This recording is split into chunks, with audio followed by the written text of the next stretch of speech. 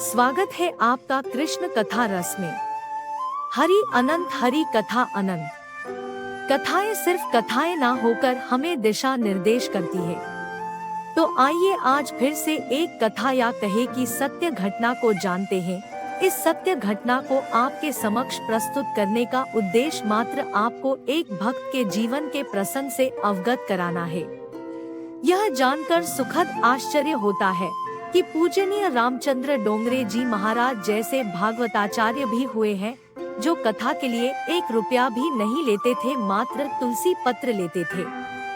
जहाँ भी वे भागवत कथा कहते थे, उसमें जो भी दान दक्षिणा चढ़ावा आता था, उसे उसी शहर या गांव में गरीबों के कल्याणार्थ दान कर देते थे। कोई ट्रस्ट बनाया नहीं और किसी को शिष्य भी बनाया नहीं। वे अपना भोजन स्वयं बनाकर ठाकुर जी को भोग लगाकर प्रसाद ग्रहण करते थे। डोंगरे जी महाराज बड़े दानी व्यक्ति रहे हैं। उनके अंतिम प्रवचन में भारत देश के बड़े शहर मुंबई स्थित चौपाटी में जब 1 करोड़ रुपए जमा हुए थे, परंतु उन्होंने वो गोरखपुर के कैंसर अस्पताल के लिए दान किए थे और स्वर्ण के लिए कुछ नहीं लिया। डोंगरे जी महाराज की शादी हुई थी।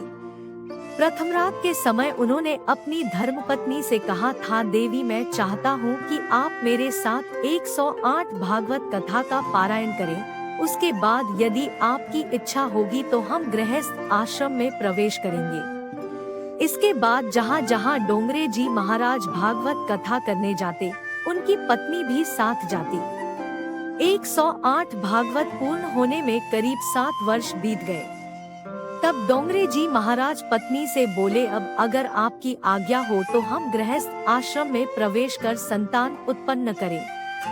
इस पर उनकी पत्नी ने कहा, आपके श्रीमुख से 108 भागवत श्रवण करने के बाद मैंने गोपाल को ही अपना पुत्र मान लिया है, इसलिए अब हमें संतान उत्पन्न करने की कोई आवश्यकता नहीं है।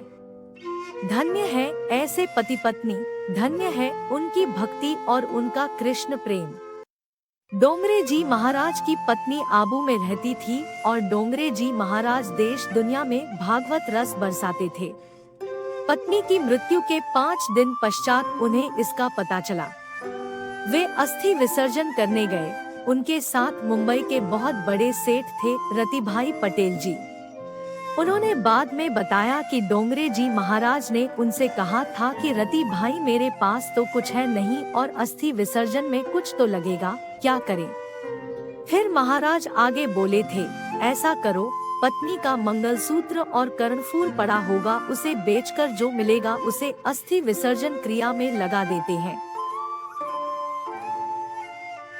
सेठ रतिभाई पटेल ने रोते हुए बताया था।